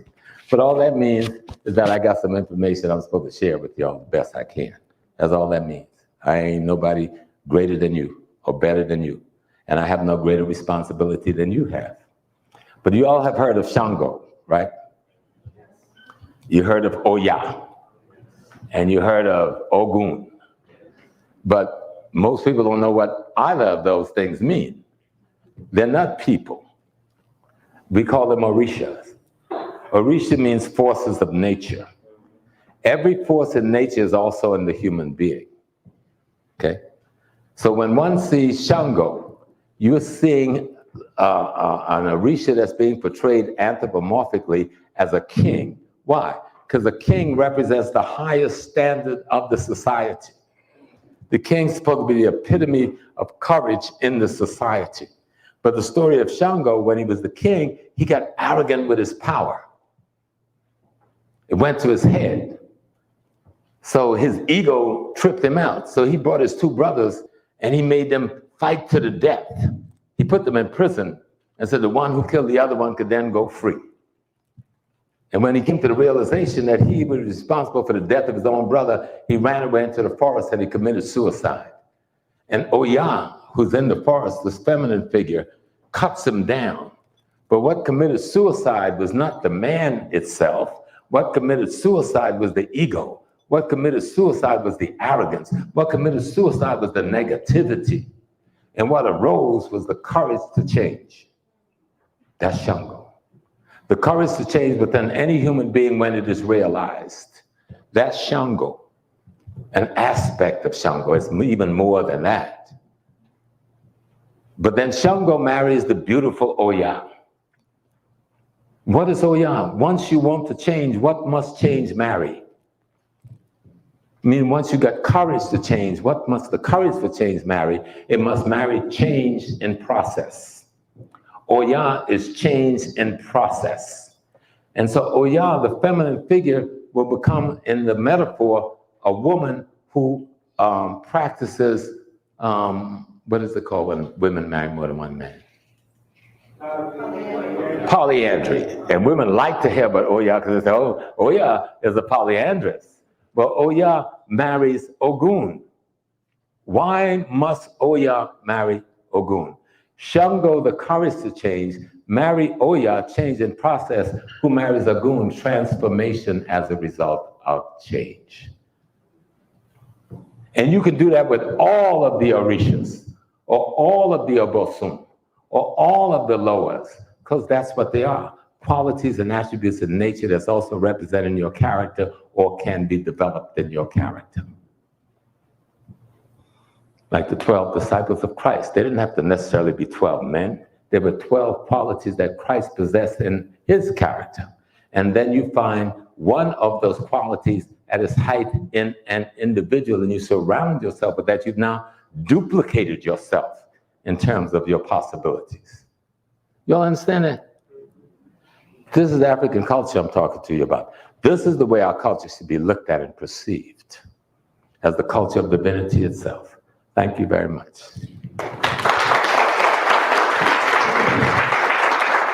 All right.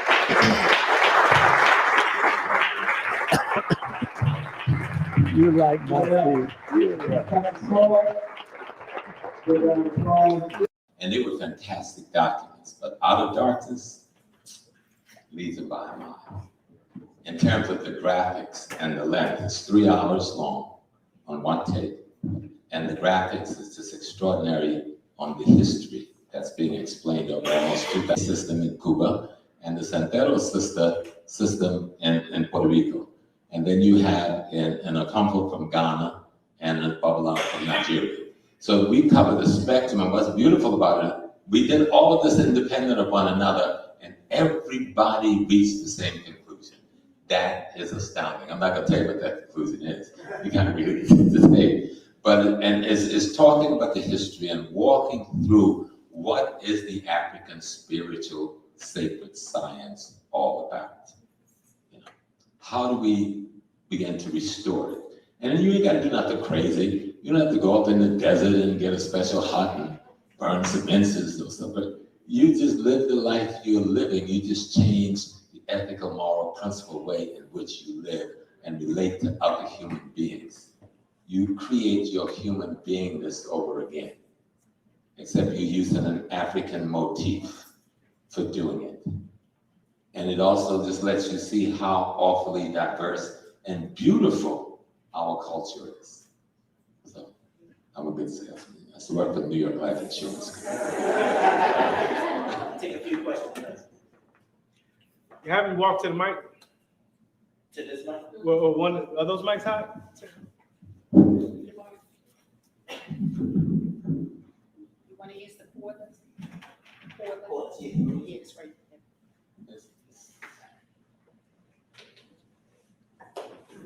And I also want to thank Brother Minister for staying because he had an obligation and he was going. So Brother Minister, I really appreciated that. You know, and he helped that lecture. You know, a lecture comes from someplace in you, and it is the people outside of you that stimulates what comes forth. Like somebody will come and open a door, because everything I've said in here tonight, everybody in here knows. You just haven't had stimuli to develop your understanding that you know these things. And as you begin to know it, you know when it says, when the student is ready, the teacher will come. Well, that teacher is within you. It is a teacher within you that comes when you make yourself mentally ready, when you make yourself physiologically ready, when you make yourself spiritually ready, that teacher comes.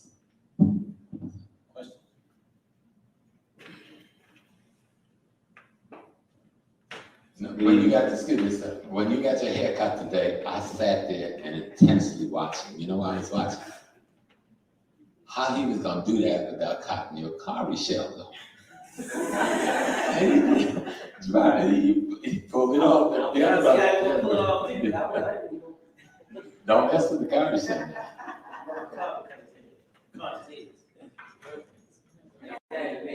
Okay, cool. So I don't know if this is a question more than a statement. Use the mic, brother. Okay, I don't know if this is a question more or less a statement, but an observation on my behalf. I've noticed that within the diaspora, we're quick to shun each other, whether Jamaican community, Haitian community, and continental Africans, when dating outside our ethnicity within the African race. But we will quickly accept the white person within our culture, put them in the guard, let them do the traditional things, but we will separate ourselves and say, well, he's not Jamaican, he's not Haitian, and he's not continental African. Can you elaborate on that? Yeah, most of that comes from the fear that we have of ourselves and of one another. Part of what the European have done is to make us afraid of one another. I always go back to me. When I got married in Malcolm X's sister's bedroom. And when my mother and my bodyguard and my wife walked out of the room, she called me back and she said, "Brother Small, I want to tell you 2 things." I said, "What are those 2 things?" He said, "Don't make your wife a whore, and don't let anybody know how much you love her." And I was like, I got the "don't make your wife a whore" part. I didn't get "don't let people know how much I love her" part until I started studying and going back in history. And so the terror and the fear that was put in us if we let anybody know we love one another. And that thing has carried over, where we're afraid to show we care for one another. So rather than show we care, we push them away. It's a part of that post-slavery trauma syndrome process. And I invented, and me and Pat Newton, not me by myself, came up with that concept. I came up with the concept and Dr. Newton gave it its identity. When we were enslaved under the harsh chattel condition, we had to make allowances for our survival. When the chains were no longer on us, we didn't change those behaviors. So the brother from Jamaica don't like the brother from Haiti. The brother from America don't like the brother from Jamaica. The brother from Senegal don't like the brother from Ghana. The brother from Togo don't like the brother from Benin, because during slavery, and there was slavery in Africa as well as here, and it was just as harsh and just as bad and left just as much damage. Okay? They just call it colonialism, but it was slavery. And so what has occurred in our characters is we don't know how to merge. Because the guy from Jamaica is Akan, and the guy from South Carolina is an Akan. The guy from Trinidad is Yoruba, and the guy from Grenada is Yoruba. But they don't know that anymore. They think they're Grenadian, Jamaican, Haitian, and American. They're just Africans. Some people say the Yoruba is the biggest African ethnic nation in the world. But the Yoruba is 95% genetically the same as the Akan. But nobody will have that discussion. So the difference is not in any genetic structuring, the difference is in cultural presentation and behavior. But our enemy has taught us that when one comes from that culture, he's your enemy. That's what happened in slavery. I'm gonna sell you some guns. So you help me kill him to get his land. And you were having to fight with him anyway over something. So now I give you the instrument to make him your enemy. And now you gotta make him your enemy for perpetuity because of the crime you've committed. And we do that every day because of this post-slavery trauma. To reverse it, study history. History will let you reverse it. No, nothing else. I want to show something else. Because I saw you easing up over there, brother. I know time is of an essence. But you ever heard of the Pokemon movement in Jamaica? Pokemon is a spirit, kind of like the Spiritual Baptist in Trinidad. Or the Spiritual Baptist in Trinidad. Well, nobody knows that both of those movements was greatly influenced by blacks from Savannah, Georgia, and South Carolina, who started the first Baptist movement in America even before the AME Church. And they fought with the British, and so the British took them to Jamaica and Trinidad and to Nova Scotia after the Revolutionary War. And you be the people who make up those communities, they're all the same people from here and there. When America was fighting in that revolution, they brought thousands of Haitian men here. You think they went back to Haiti looking for a woman? They married a black American woman. And they stayed in Georgia. Many went back, but most stayed. It is in our minds that the enemy have made us see each other as different and as antagonists based on certain historical markers. And we have to study those historical markers and remove them from our psyche. All right, so now we're gonna go to, because we don't have long, the 2-minute drill, 2 minute, next question. 1 minute, okay, 1 minute, 2-1.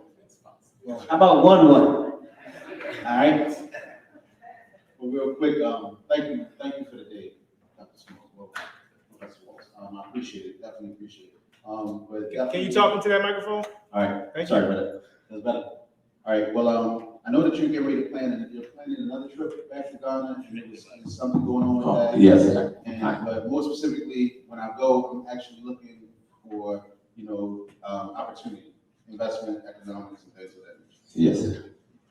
Okay, I do 2 trips to Ghana a year. Then the next one is for Independence Celebration, March 1st through March 12th. The one that follows that will be in July. Last week in July, we'll spend 7 days in Egypt, 10 days in Ghana.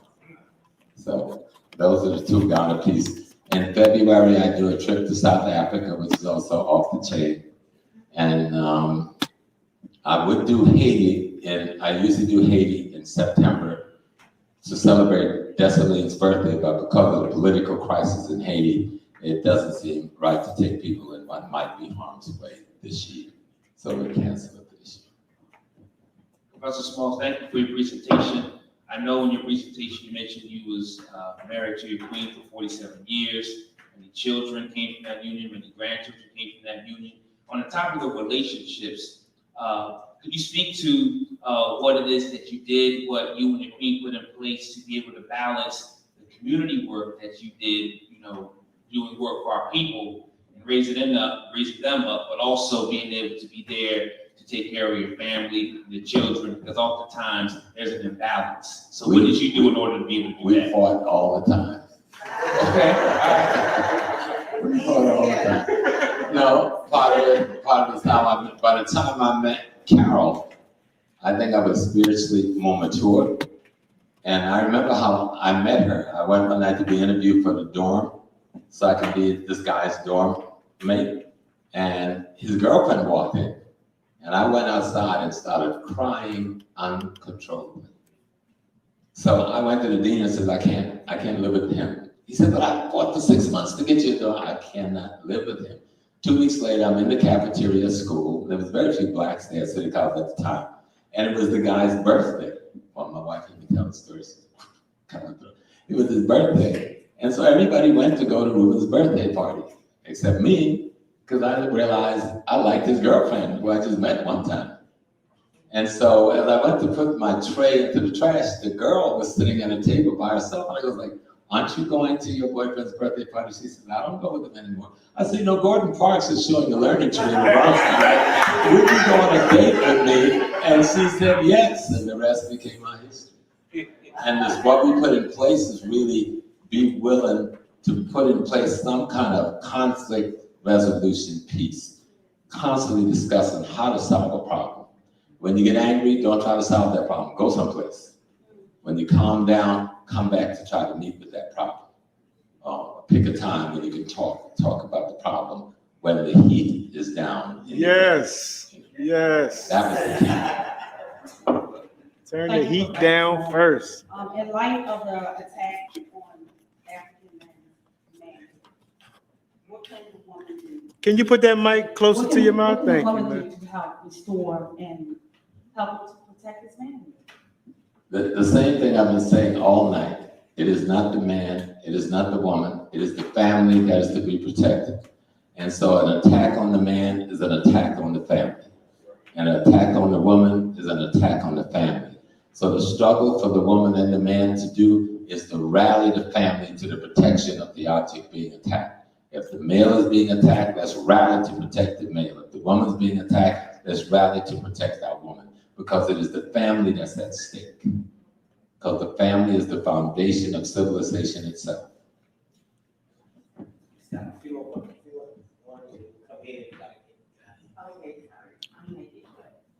I think that's That's earlier just we it. had a great We've been conversation. hanging out all day long. I know. Thank you for inviting me. It was such a pleasure to meet you guys. But with so much going on in the world and a lot of people becoming more conscious and trying to reconnect with our cultural aspect of our life, how do you feel about polygamy and how do we... Girl, I knew that. Go ahead. How do we conquer such a task as like that when, you know, we haven't even mastered a monogamous relationship. I feel in the some people are successful at it, but I feel that, you know, that's like the it topic now, polygamy. So tell me a little bit about how you feel about that. Well, when I took over the Muslim Mosque Inc., the one thing I forbid was polygamy, and a lot of the brothers left. Because I didn't think they had learned or mastered the art of having a relationship with one woman, even having a relationship with themselves, how you can then have a relationship with multiple women. And especially when you're not economically viable enough to take care of one woman. Polygamy in the history of Africa was not a general practice. Monogamy is the general practice in Africa. Monogamy is the general practice in Africa. Polygamy is the exception to the rule. And the people who were involved in polygamy before colonialism, because a lot of crazy things have happened since slavery and colonialism, but prior to that, it was the people of wealth, it was the people in the priest class, the people in society who had the ability to take care of more than one woman. And the reason for that, as is today, you had 3 to 1, 3 female babies surviving to every 1 male baby. So what do you do with the surplus women in society? They're not going to have the opportunity to have a family, have a baby. So the community devised an instrument that worked well because it wasn't an individual's creation. It was the community's creation. And the community governed that instrument called polygamy. Right now, people think polygamy is having sex with multiple women. And that's not polygamy. And calling it marriage, because we say, or something over somebody. I had a brother once, I just got to tell a story. When I was running the mosque, this sister came to me and said, Brother Small, she was 16, and she had run away from home to be with this Muslim brother. She was about 8 months pregnant, and she called me one day and said, Brother Imam, I love Allah. He said, but why would Allah let my husband put me on the couch while he's sleeping in the bedroom with this other woman? I said, what? I rolled up in that house with the squad that night. Told this girl that was in the Quran. I get in, you go to the Quran and said, now we were carrying more than just a conversation. Okay? And we said, find that. We let him take a good hour. He's just flipping through that book like he's going to find what he knows what's in that book. Polygamy is something a society determines, not individuals. And the society governs it. And in the choice in most of the societies, even the Islamic ones in Africa, it is not the man that makes the choice of the wives, it is the woman. And those choices are made based on necessity. Don't y'all get no fight with this now. Those choices are made on necessity. You may have a big farm, you may have a big ranch, and even that is in violation of the historic purpose for polygamy. Because you're supposed to provide each woman with their own home and their own resources.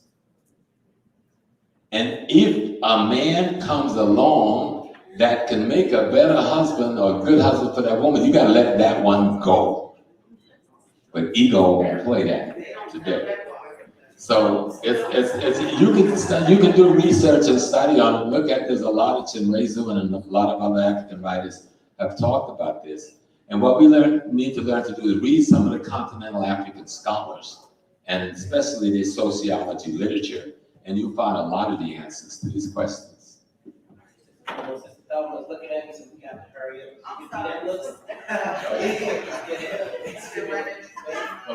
That's the last question. Okay, so real quickly, thank you, Bible, for sharing your wisdom with us today. I would like to know, do you think that it's possible for African women to develop a relationship with a man that's incarcerated, a thriving relationship? It's possible, but it does not make common sense. If he's incarcerated and you can work out a situation where he can come out of that situation, then you have an opportunity to build a family and build a relationship. But there's this whole thing, we come back to emotional attachment, attractions, and those sort of things. We've got to mitigate those feelings, because that's what pulls us in all the relationships we all get involved in. But if you don't have a way, a cultural or spiritual way to mitigate those feelings, then you can get attachments that are really debilitating.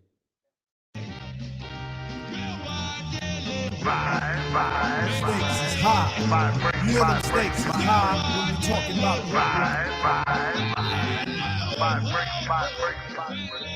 the instamatic focal point bringing damage to your borough. Some brothers from the east with them beats that be thorough. Got the solar gravitation.